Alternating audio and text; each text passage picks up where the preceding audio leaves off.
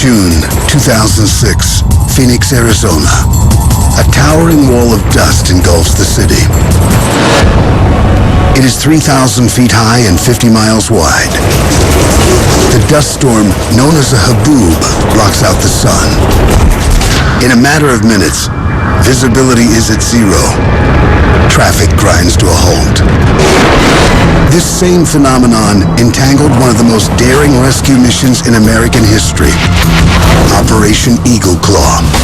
On this episode of When Weather Changed History, a secret military operation to rescue Americans held hostage in Iran. I get pretty upset when somebody takes, American hostages. Soldiers fly into enemy territory across hundreds of miles of desert, but encounter an unforeseen enemy. I'd never heard of a haboob. I'm not sure if our weather guy even heard of it. It was about as scary as you'd ever want to be in a foreign country doing something covert. That's a kamikaze mission because you don't know what's out there in front of you. The lives of these elite soldiers and dozens of American hostages hang in the balance. In my mind, a hero is somebody who intentionally goes in harm's way, and those were the heroes.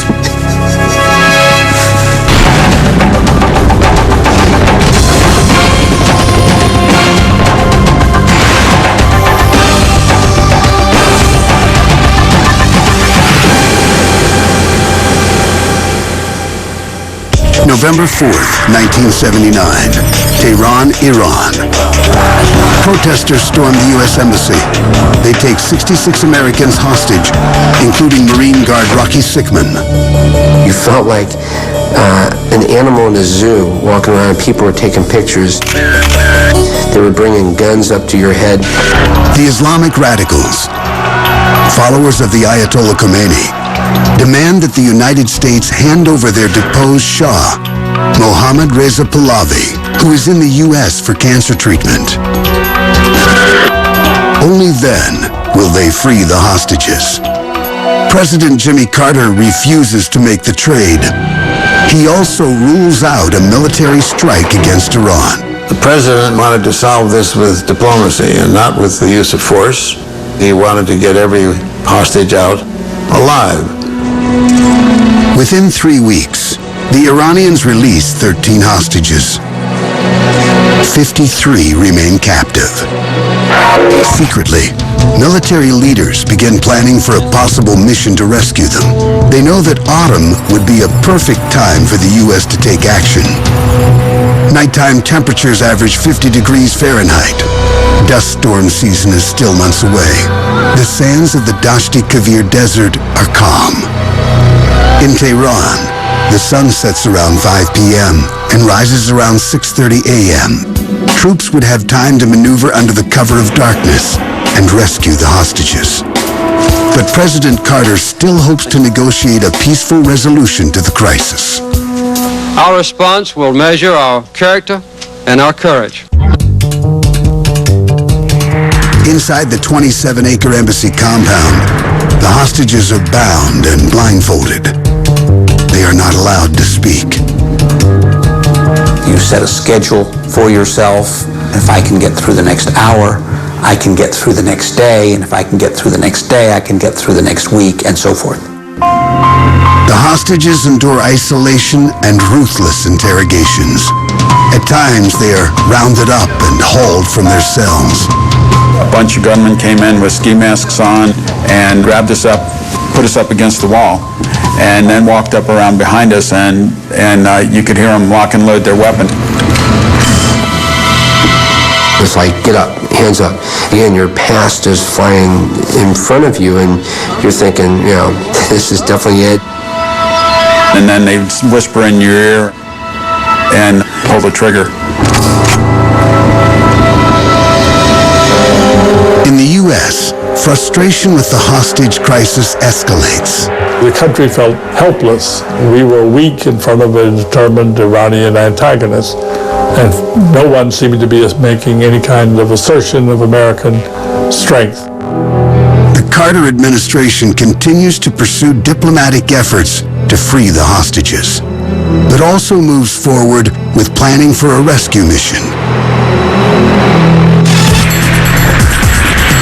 Military leaders know that weather will play a pivotal role in the success or failure of such an operation. But the desert climate of the Middle East is unfamiliar to U.S. Armed Forces. A newly formed military team known as Delta Force, based in Fort Bragg, North Carolina, is told to prepare for a mission. This elite counterterrorism unit is made up of the best servicemen in the Army. Among the volunteers was former Green Beret and Army Ranger Logan Fitch. I pursued Delta Force like she was Miss America. This was, the elite of the elite, and I wanted to see if I was good enough to be in it. They were men who loved to be soldiers. These were hot shots. They were the best, and they knew they were. Fitch is chosen to serve on the Delta Force under the command of Colonel Charlie Beckwith. Battle-tested in Korea and Vietnam, Beckwith has the nickname Chargin' Charlie. In the early 60s, he was shot with a .50 caliber machine gun, and he took a round in the stomach and lived through it, which is amazing. One of the architects of the rescue plan is Air Force Colonel Jim Kyle. Kyle will train the pilots who will be hand-picked from the Navy, Air Force, and Marines. If the mission is approved, these men would fly the Delta Force into Iran. Later, they'll return the troops and the freed hostages to safety. Kyle goes toe-to-toe with Beckwith in strategy meetings. Charlie's a guy you got to prove yourself to. But once he saw what we could do for him, he and I became respectful warriors for the mission.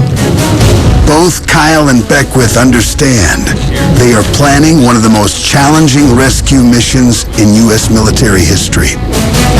One problem is that intelligence about the hostages is limited. The soldiers don't know exactly where the hostages are being kept within the sprawling embassy compound, or how many men are guarding them. Colonel Beckwith determines that he will need 120 Delta Force commandos to carry out the mission. The operation would also have to take place under the cover of darkness to avoid being spotted by enemy lookouts. Team leaders know that Iran has limited radar capabilities, but operates a variety of listening devices. To avoid detection, the pilots will have to maintain radio silence. Any communication we were supposed to do, we could have done with the little infrared lights that we had, or with hand signals. Moonlight and clear skies will be vital for the pilots to navigate in the darkness. A team of forecasters is assembled to determine the best weather conditions. It is imperative that the mission take place when the weather in Iran is cool. The punishing desert heat not only causes troop fatigue, but also decreases the carrying capacity of the aircraft. In the heat, the air is less dense and the engines are run less efficient. So we needed a reasonably cool evening to give them the operating parameters to safely operate at the weights they were at.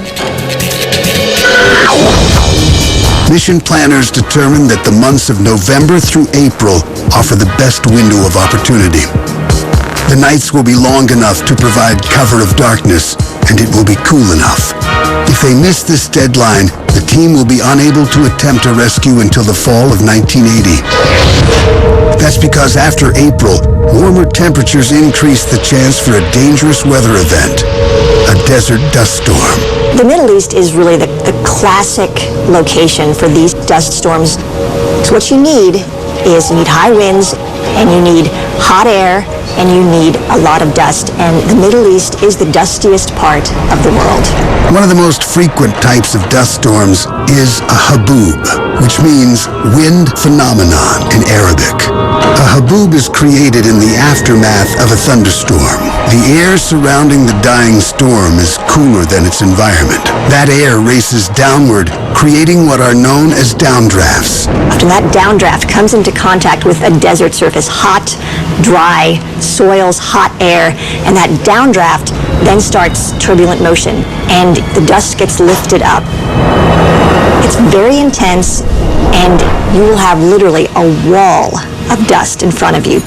December 4th, 1979, day 31 of the hostage crisis. The mission pilots and members of Delta Force transferred to a base near Yuma, Arizona, where the desert conditions are similar to those in Iran. There's mountains out there, and there's similar terrains in that part of the country, so it was an infinitely better place to train. Here, pilots rehearse maneuvers for the mission. At night, team members watch news reports from Tehran. They consider the risks of encountering the enemy. But another adversary will rise up against them, one they never imagined. Coming up, Delta Force readies itself for its daring mission. It was personal. Personal in the sense that all of us recognized how important it was to the United States. We knew exactly where we stood and what was at stake. January 1980. The hostage crisis in Iran is now entering its third month. 8,000 miles away in the arid desert near Yuma, Arizona, an elite group of soldiers and pilots train for Operation Eagle Claw to rescue the hostages. The location has been picked to simulate Iran's arid conditions, but the team trains in mild temperatures when dust storms are less likely to occur. There's not a whole lot of bad weather in Yuma, and they never really focused too much that I recall on bad weather. The training in Yuma fails to provide the one experience the soldiers will need most. They never witness the blinding conditions that occur when wind and dust descend. Winds within a haboob can be in excess of 60 and 70 miles an hour, and so you have that dust traveling at the same speed as the wind. Haboobs can be powerful enough to strip the paint off cars. Air temperature can climb to more than 100 degrees inside the dust cloud. U.S. Army weather experts monitor the desert conditions in Iran, but limited data and technology do not provide details about haboobs. CIA operatives have experienced them, but as is often the case, their information is not shared with the military. March 31st, a CIA Twin Otter aircraft makes a secret flight over Iran's Dashti Kavir Desert. Air Force Commander John Carney is on board. His undercover mission to find and set up a remote staging area for the troops. We needed a landing site, somewhere where we could reconstitute the force, refuel the helicopters, and get up to the city. 265 miles southeast of Tehran, Carney spots the perfect location. It's a plateau that just almost like 18,000 miles wide. It's just huge, flat terrain. And there's roads that have been there for the Middle Ages, I'm sure. He places 5 remote-controlled radio-activated beacons in the sand. The landing zone is basically a box in one, where you land in the box and you roll out, and at the end of it is another light. And you don't go past that light. If you go past that light, it could be the Grand Canyon for all I know. It is here that the helicopters in the rescue mission will refuel on their way to Tehran.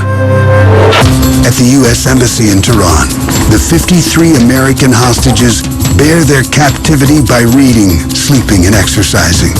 Your mind played so many different games with you. You didn't feel like living. You were upset at yourself. You're upset at your government. Some hostages, like political officer John Limbert, befriend the guards. Maybe, just maybe, if it came down to a rescue mission, that person who knew you a little bit better and knew a little bit more about you might hesitate for 30 seconds, 15 seconds before shooting you. Limbert and the other hostages have no idea that a barren landscape near Yuma, Arizona has become the training ground for a mission to free them. As the crisis continues, pilots and Delta Force commandos steel themselves for what lies ahead. I honestly believed that we could do it. It was a horribly complicated operation with lots of moving parts, but I thought we could pull it off. By April 1980, the plan is set. All military leaders need now is the go-ahead from the president. I didn't think we would go because I didn't think that Carter had the to approve it. If the order comes down, the covert mission will take place over 2 nights. The first night, 6 C-130 transport planes carrying 120 Delta Force commandos would depart from the island of Masira off the coast of Oman, flying just behind the C-130s, and launched from the aircraft carrier USS Nimitz, stationed in the Arabian Sea, would be 8 Sea Stallion helicopters. All the aircraft would rendezvous at the staging area located by John Carney, codenamed Desert One. It is a wide, flat area with a road running through it, an ideal spot for landing and takeoff. We didn't want the C-130s to get bogged down in the sand. And when we looked at the satellite imagery, we could see that was a pretty solid area, just like a parking lot out there. For the mission to succeed, at least 6 of the 8 helicopters must make it to Desert One. If fewer than 6 choppers reach the rendezvous point, they will be unable to transport all 120 men in the Delta Force squadron, and the mission will be aborted. At Desert One, jet fuel containers aboard the C-130s will refuel the helicopters. The rescue team will then board the choppers and fly to the hills outside of Tehran. On the second night, Delta Force commandos will assault the embassy compound and secure the hostages. At the same time, a company of U.S. Rangers will seize a nearby airstrip.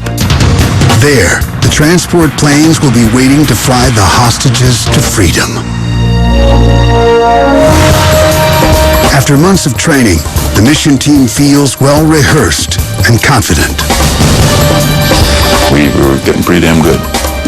We knew we were going to succeed, but there's always an unknown unknowns. Still to come on When Weather Changed History, a raging 6,000-foot wall of dust will push the soldiers to their limits. No one ever forecasted that. We hadn't planned on it. Had we known there was something around there, we probably wouldn't have flown the mission that night. April 11th, 1980, day 160 of the hostage crisis. An elite group of soldiers and pilots has been training for months on a top-secret mission to free American hostages in Iran. With the nights becoming shorter and temperatures rising, the mission's window of opportunity is quickly beginning to close. After several failed negotiations to free the hostages, the president tells his advisors that he is now prepared to use force. We all realized this was a momentous decision for the president. So it was a dramatic moment when he said, let's get on with the operation. We've waited long enough. I was quite excited about it personally. I mean, I get pretty upset when somebody takes, American hostages. We were exhilarated. We were just waiting, couldn't wait to go. I just thought to myself, well, we're finally going to do something. April 24th. The mission team moves into position. On the island of Masira, Air Force Colonel Jim Kyle and the 120-man Delta Force team are ready to launch. Some of the Delta Force commandos have grown out their hair and beards to better blend in among the Iranians. We took great pride in the fact that we were going to, one of the most important missions our nation has undertaken, we're going to go get our hostages back and kick these guys in the ass while we were at it. 3 C-130 planes, loaded with 120 members of Delta Force, and 3 more planes carrying 18,000 gallons of jet fuel are set to leave at dusk. Pilots await a final weather briefing before takeoff. Military meteorologists rely mainly on satellite images because there are few weather observation posts within Iran. Delivery of these images is slow. Back then, they were getting 2 images a day, so every 12 hours. It's tough to pick up on an event where a haboob is going to form. Certain desert phenomena, like haboobs, can rise thousands of feet into the air and then disappear before a satellite can record their presence. 4:30 p.m. Mission planners receive the latest weather forecast. Meteorologists predict isolated thunderstorms along the Iran-Iraq border, but no sandstorms. They expect clear skies over the rest of the country. Conditions look perfect. They looked at the weather and said it probably would never be any better than this. 6:05 p.m. The first C-130 takes off for Desert One. 250 miles north aboard the USS Nimitz aircraft carrier in the Arabian Sea, the 8 Sea Stallion helicopters are brought on deck. 7:05 p.m. The choppers lift off for Desert One. Below pilot Jim Schaefer's helicopter, thousands of sailors salute the mission team. As we launched off, you looked and you saw people manning the rails all over the place. Brought tears to your eyes. But members of Operation Eagle Claw are on a collision course with a powerful force of nature, a monstrous haboob. When we return, zero visibility, driving dust, and soaring temperatures threaten to bring down the mission. Well, that's a kamikaze mission because you don't know what's out there in front of you.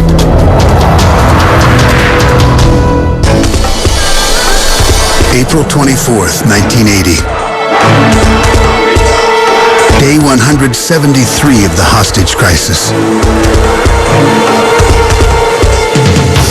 Hundreds of miles south of Tehran, the dust begins to stir as an ordinary spring thunderstorm passes through the area.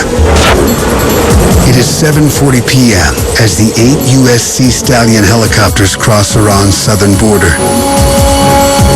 The weather is crystal clear. We flew over the first coastline, and it was just like we planned it. I mean, there's the map, there's the line, and the checkpoints were coming by, and they're going this and that, and everything was just perfect. There you are, sitting there, nice moonlit night, probably some of the best stuff you'd ever flown in the past 5 months. The conditions were ideal. But 125 miles ahead, the lead C-130 transport plane flies into a cloudy haze. Visibility is drastically cut. Air Force Commander Jim Kyle is summoned to the cockpit, where the temperature rises to roughly 100 degrees. Guys are unzipping the top of their flight suit and bringing it down around their hips, and we were all perspiring, even though we had the air conditioners on full blast. One of the men on that lead plane is Air Force Colonel John Carney. He's familiar with Middle East weather and informs Colonel Kyle that they're flying through a suspended dust storm called a haboob. And I looked out, I said, that's an haboob, and they kind of laughed at me. I'd never heard of a haboob. I know the helicopter guys hadn't either. I'm not sure if our weather guy even heard of it. Kyle knows maneuvering through the dust storm will be much harder for the helicopter pilots coming up behind them. He also knows that if he sends a warning to the chopper pilots, enemy forces could intercept the message. But Kyle believes the danger posed by the dust storm is too great. He orders the crew to break radio silence. I said, send a message that we've encountered some restriction to visibility out here, but we're pressing on through it, and they should too. 150 miles behind the C-130s, the choppers encounter their first setback. Shortly after entering Iran, one of them suffers a rotor blade malfunction and must land. The formation is now down to 7 helicopters. 6 must make it to Desert One for the mission to continue. 9:30 p.m. The C-130 formation nears Desert One. As Colonel Kyle's plane begins its descent, he receives some startling news. The helicopter pilots were never warned about the dust storm. The radio operator didn't have a code word for dust storm and didn't send the message. If an uncoded transmission had been intercepted, the message would have revealed that U.S. planes had entered Iranian airspace and would have exposed their position inside the haboob. My heart dropped clear to my boots. I knew that they were going to be screwed up when they hit that weather. I didn't realize how bad they would be screwed up. 15 minutes later, the 7 helicopters approached the ominous Haboob. I can remember asking, what is that up there? Looks like we're flying into a mountain or something. And it's just like a big wall of fog that was kind of flowing up. It's kind of like flying in a milk bottle. It was just real hazy. That doesn't seem to be on our menu. I licked my finger and stuck it out in my little air hole here on the side and brought it back in and tasted it was dusty. So there's a lot of dust in the air. This was new to me. I haven't seen anything like this. The mammoth Haboob extends over 6,000 feet into the air and smothers 100 miles of desert. Visibility drops to zero. The pilots try flying at high and then low altitudes to escape the dust, but there are no openings. They are trapped. The crew members in the back of the helicopter lost visual contact with the helicopters behind us. The chopper formation breaks apart.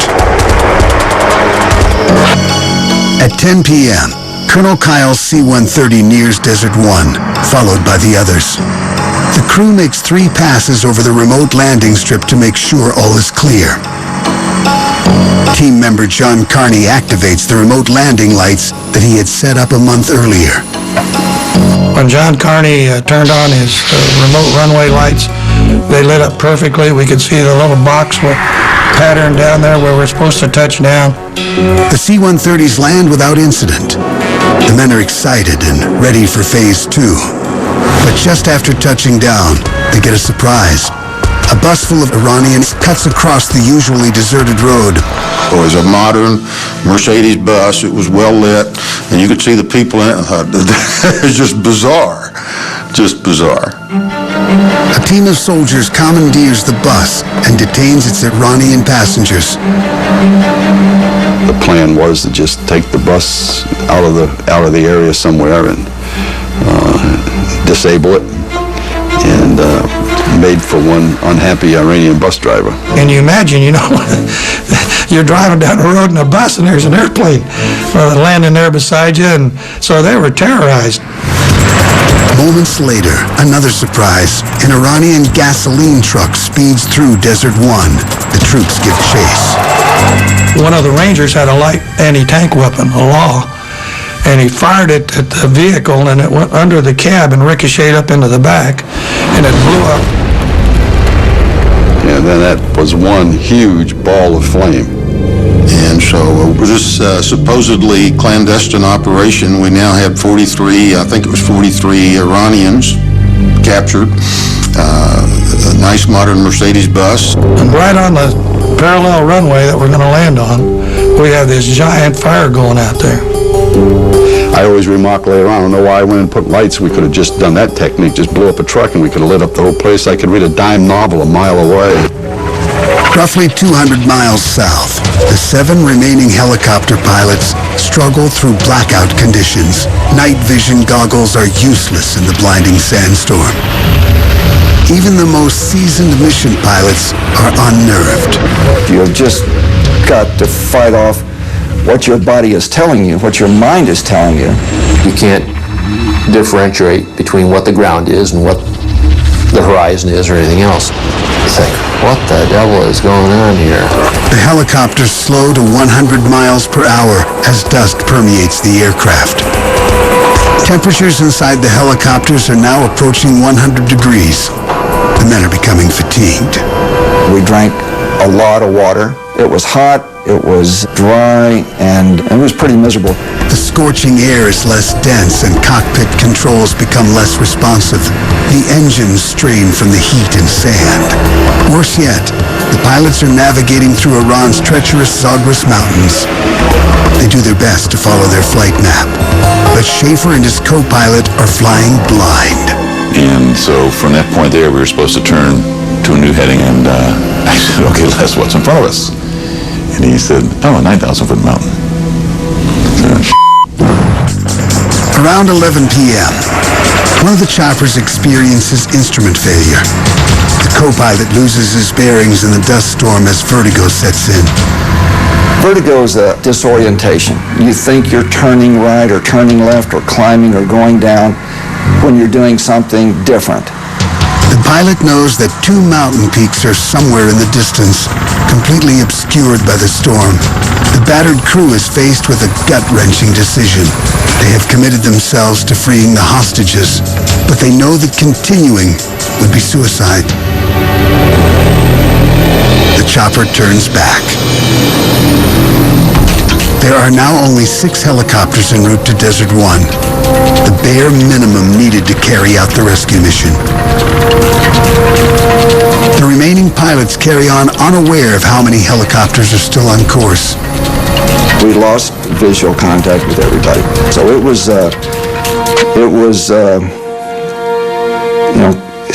great concern, I guess is probably the best way to describe it. It's 12:50 a.m. The helicopters are 50 minutes behind schedule. Colonel Kyle and the others who have already landed at Desert One are growing anxious. We're chomping at the bit, chewing our nails, because we're running out of time for darkness to get the force up north and get them inserted, and the helicopter's in hiding. Next, on When Weather Changed History, swirling sand has deadly consequences. There was fire all around me, and I'm trying to figure out what the hell happened. Friday, April 25th, 1980, 1:15 a.m. 6 of 8 Sea Stallion helicopters, part of a mission to rescue hostages in Iran, are trapped by a blinding sandstorm. It was about as scary as you'd ever want to be in a foreign country doing something covert and not being able to see the other helicopters in the formation, not being able to see the mountains that were around. By this time, the C-130 crews are already on the ground. But the choppers are now more than an hour behind schedule, a delay that could cost them the mission. Delta Force Squadron Commander Logan Fitch is concerned. We became very, very uneasy, sitting out there and all primed and ready to go. No helicopters. Finally, after navigating through the blinding dust for over an hour and a half, 2 helicopters break into clear skies. Over the next half hour, the remaining choppers slowly make their way to Desert One. Worry turns to elation as pilot Ed Seiferd's helicopter finally touches down. You start counting the aircraft that are down on the desert floor and say, hey, we still got 6 aircraft. We're ready to go. We're good to go. But there are new problems to contend with. Pilots notice that the ground at Desert One isn't the paved surface that was promised. Military planners failed to predict that weather conditions would cover the highway in several inches of loose sediment. This will make takeoff more difficult. It was a pumicey type sand, gritty type sand. It wasn't exactly as what the original intelligence had told us. 2:30 a.m. Delta Force leader Charlie Beckwith is alerted to a problem with one of the Sea Stallion helicopters. Next thing I know, Beckwith comes up and he says, number 2 is shut down.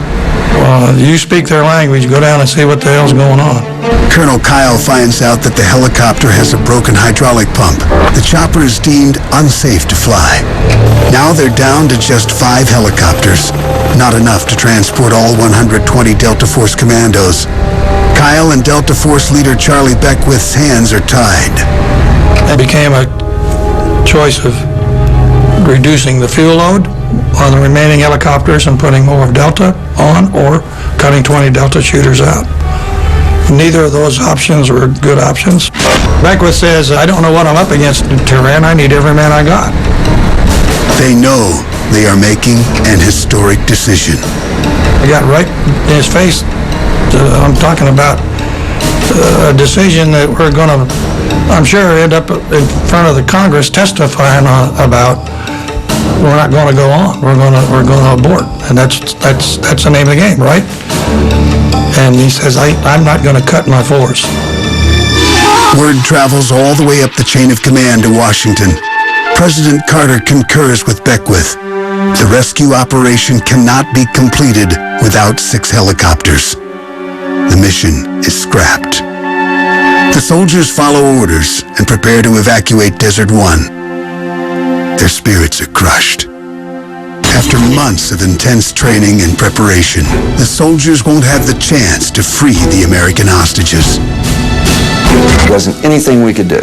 I mean, we'd reached the point that all the planning, everything had just gone right straight out the window. And I went from complete joy to it's almost like scoring a touchdown and the official called it back for offsides. 2:55 a.m. After refueling, the helicopter crews will be the first to evacuate. Churning aircraft engines are blowing massive amounts of sand into the air. Helicopter pilot Jim Schaefer lifts off and hovers about 25 feet in the air. The loose particles on the road swirl around the chopper. Schaefer cannot see that he is dangerously close to one of the C-130 transport planes on the ground. Inside the C-130, Commander Logan Fitch and his troops are preparing for takeoff when they feel the aircraft shudder.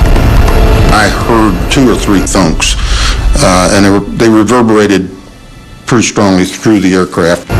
In the helicopter cockpit, pilot Jim Schaefer is jolted in his seat. It just sounded like somebody took a strong aluminum bat and hit the side of the aircraft. Schaefer's helicopter is veered off course. It smashes into the cockpit of the C-130. Sparks ignite the fuel and ammunition in both aircraft, causing a horrific explosion. I thought we were under attack, and you could see that wall of flame advancing from the front of the aircraft back toward us. A couple of us ran to the cockpit and were pounding on the side of the cockpit for the guys to come out the windows. There was fire all around me, and I'm trying to figure out what the hell happened. And I remember diving through the fire onto the ground. Jim Schaefer and his co-pilot are badly burned, but escape alive. But the fire is now spreading through the cabin of the C-130. Now we really got problems. Now we have ammunition that's cooking off from the fire, zinging through along the desert floor. Logan Fitch and his troops are trapped in the plane. They open the side hatch to try to escape. The whole thing was just a sheet of flames. The only exit, the right rear troop door. Fitch and his troops make a run for it. Within seconds, the C-130 becomes a raging ball of fire. And it exploded, and you could just see the fuselage buckle. And that explosion, I don't know what blew, but something did, and a body came flying out. But you look up there and you could see nothing. I think they got incinerated very, very rapidly. It was just a scene that I don't ever want to witness again. 8 soldiers perish in the inferno. 3 men inside the Sea Stallion chopper and 5 from the C-130 transport plane. The Desert One location has already been compromised, and daylight is fast approaching. Mission leaders know that waiting to extract the bodies is too risky. One of the Ranger credos is leave no man behind, and it hurts. It hurt then, it hurts now to know that we left people laying on the desert floor dead. I think if you told them we'd stay there and fight, we probably would have. But it was, you just lose a lot of lives. And there's nothing we could do for them. Up next, Washington comes to terms with the rescue mission that was foiled by a sandstorm. Carter's chief of staff heard the news about what happened. I had to duck out of the office and go to the bathroom off the Oval Office and vomit. And the world wakes up to the horrific images at Desert One. There was no fighting. There was no combat. But to my deep regret, 8 of the crewmen of the 2 aircraft which collided were killed. April 25th, 1980. Americans wake up to the horrific images of Desert One. 8 soldiers are dead. To the families of those who died and who were wounded, I want to express the admiration I feel for the courage of their loved ones. In Tehran, after the hostage takers learn about the secret mission, they take immediate action. The hostages are told nothing about the failed rescue attempt as they are dispersed to sites across the country. The distances that now separate them will make any further rescue attempts impossible. The hostages continue their captivity for the remaining 270 days of President Carter's term in office. In November 1980, Ronald Reagan defeats Jimmy Carter in a landslide victory. The hostage crisis pushed Americans to the right. They didn't want ever again to experience that kind of humiliation. During the last days of his term, Carter's diplomatic efforts finally succeed. The Iranians agree to free the hostages, but they delay the release as long as they can. The Iranians waited until the day that Ronald Reagan was sworn in order to deny Carter the satisfaction of having brought this crisis to a successful resolution. After 444 days in captivity, the hostages board a plane to freedom. The homecoming is bittersweet. The newly freed hostages learned that 8 soldiers died while trying to liberate them. That's something that you don't ever forget. Someone given the almighty sacrifice, their life, to come save you. People called us heroes when we came back, and that's not true. In my mind, a hero is somebody who intentionally goes in harm's way, and those were the heroes. In the decades since a giant dust storm known as a haboob ensnared Operation Eagle Claw, the U.S. military has made sweeping improvements in weather technology. It really was the first time that desert forecasting became an issue. Of course, it found weaknesses in the way we do business, and so we strengthened those parts. It also gave us a focal point to try to improve. Operation Eagle Claw also had a profound impact overseas. To this day, many devout Muslims in Iran see dust storms as legendary events. Haboobs in the desert were a sure sign of Allah's intervention in history. And it's believed by the religious folks in Iran that their God protected them from this American invasion. That makes for a mighty powerful myth in a religious country. While several factors contributed to the collapse of this mission, the men who were there agree that one factor outweighed the rest: the weather. There's no doubt, had that suspended dust storm not been there, this mission would have been complete, and only history would be the judge of whether it was a success or not.